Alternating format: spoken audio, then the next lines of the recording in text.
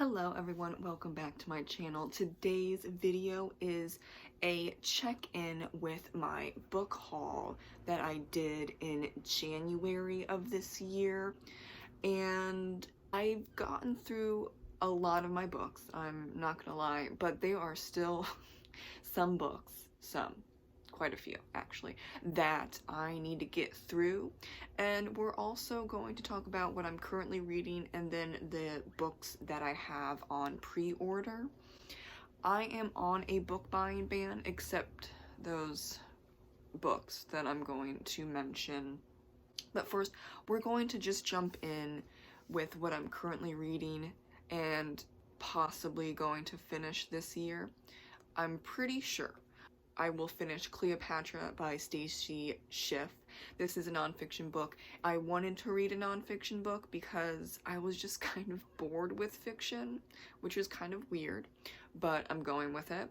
And this was on my mind because I got it a year and a half ago. Oops. I've read Stacy's book on the Salem witch trials, so I know what I'm getting into, and I'm basically obsessed with Cleopatra and Egypt, and I don't mind the very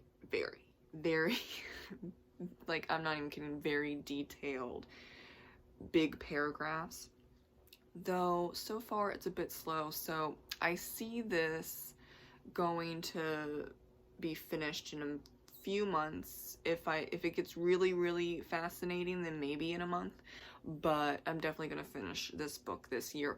The next book, on the other hand, this hunking book of a disaster that I can't fathom finishing this year because it's 950 pages. I got it in December for like a Christmas gift, but I didn't start it until like a few months later because it's so freaking big.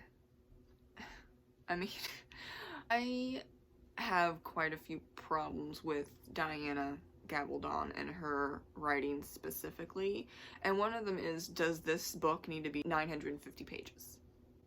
No, it doesn't. Like, it really doesn't. But her books, like when you're starting from Outlander and going all the way up, this is the 9th book, they just get bigger and bigger, and I don't see the point. So I'm probably not going to finish this until next year, but it's good to start, right? I'm just saying. Now, the books that I have on pre-order, and then 2 of them I'm going to get for Halloween and Christmas. But the one that I have on pre-order is House of Hunger by Alexis Henderson. That is a sequel to her first book, and it's very ominous, it's spooky. I'm gonna read House of Hunger for Halloween. And then the Aegean Vault by my friend Kate Turner. That is the 3rd book in her series. That one comes out August 17th. I'm glad that I remembered that date because I usually don't. Check out all 3 of her books if you're interested in Indiana Jones-like stories. The other book that I have for pre-order is Murder in Williamstown, and that's the Carrie Greenwood latest Phryne Fisher book coming out in November. And then, so the 4th and 5th book, I forgot about one book, so there's 5 books, whoops. Slewfoot is going to be for Halloween, that's by Brom. And then Krampus would be for Christmas season, and that's also by Brom. But the Slewfoot and Krampus books have already been out. I just added it to my list that I need to get. It's like, I desperately need to get. I need to check out this writer because his story summary is fascinating, and also the artwork for the cover. So jumping into the rest of my TBR from the book haul in January. I have 2 nonfiction books left. The first one is, well, the first one up that's thinner is the Amazon Ads Unleashed. I'm doing fairly okay considering I only have 1 Amazon ad going and it's really low bid. I need to figure it out more. So I just haven't thought too much about reading this book because I don't really have the money for marketing. Basically for the rest of this year, I'm assuming, other than like maybe $10 a month, which doesn't get you too far. Though I have been making a profit every single month with just that one ad, so I guess I'm doing pretty well considering. You know, look at the positive side, I'd like to say, and profits every month with sales every month. I'm gonna give myself a win. And now the next up is The New Right by Michael Malice. I just randomly stumbled upon this book and him on Goodreads. Not too deep into Michael Malice, but I just really want to read about the New Right, and this is a political book that I've heard of, and people say it's good if you want to know about the right-leaning trends. And usually, but not always, I won't like give it a star rating, but we'll see about this book in particular. I mean, a star rating for like political books, I should say. I'm a little sleepy, sorry. I mean, I think you all are used to me not always making sense, so it's fine. Like, the coffee hasn't kicked in yet. Oh, and I just realized, obviously the coffee hasn't kicked in yet because I realized I actually have 3 nonfiction books. I'm so sorry. Cave and the Light. This is about Aristotle, Socrates, and Plato, and the big ideas of those 3 philosophers during their time and during this time as well. This is pretty thick. I don't think I'm going to be getting to this book this year, but it's a nonfiction read for next year. I'm not getting to it this year because I need to do the other 2 smaller nonfiction books and get them out of the way to then go with this hunking book of very small font and very in-depth information that I'll probably have to read at least twice to understand.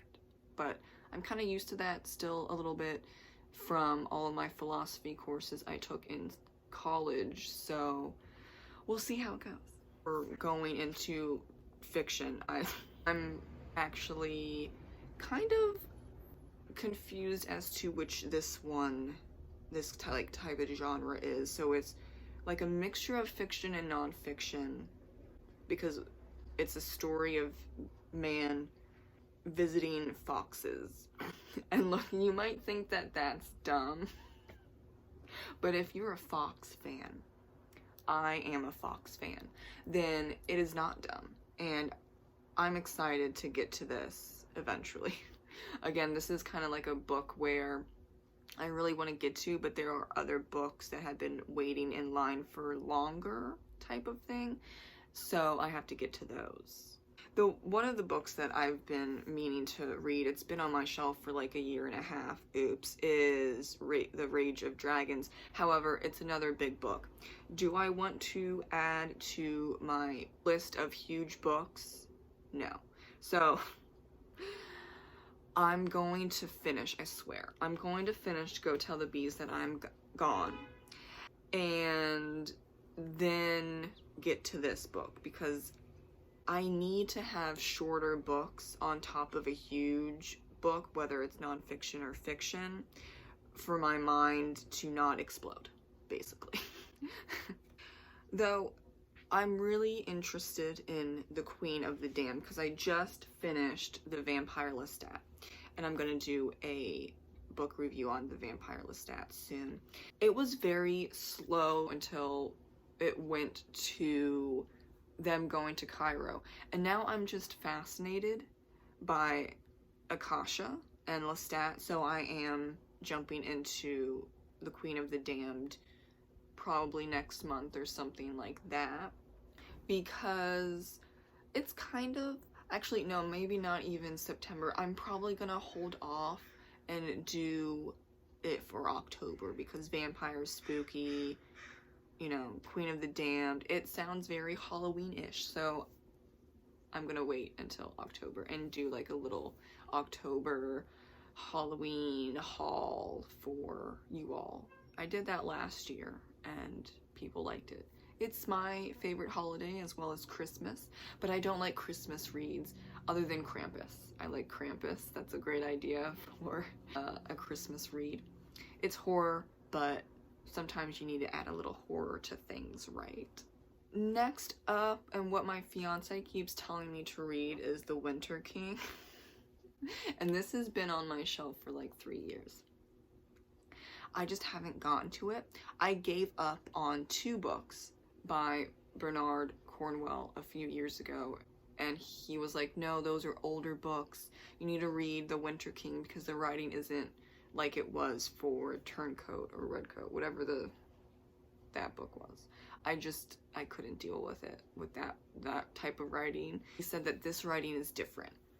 I don't know. So we'll see how it goes, and I might disappoint him by DNFing it. But I would like to read a book, or this is a trilogy, a book series about Arthur and Camelot that's really interested in the history of it, not just the magical aspect. Next up is The Frost Eater.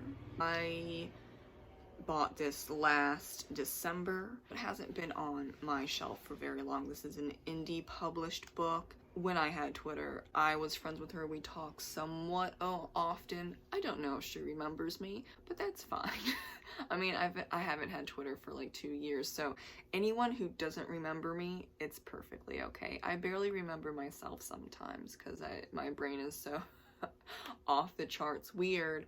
But I wanted to pick this up because she's really nice, and also the cover is very, very pretty and intriguing.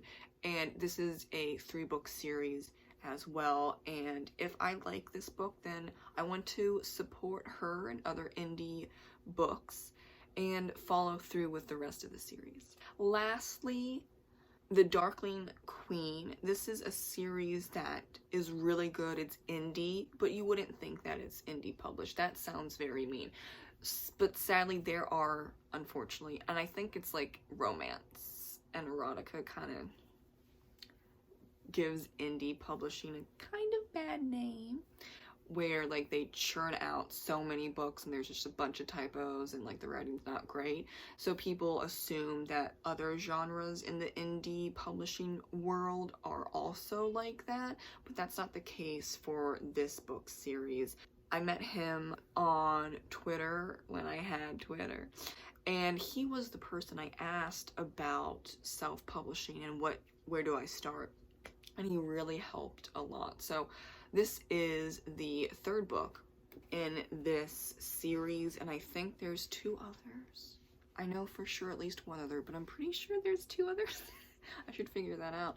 I just keep forgetting, not in a bad way, about this book because it's at the very back of my TBR mini bookshelf that I have.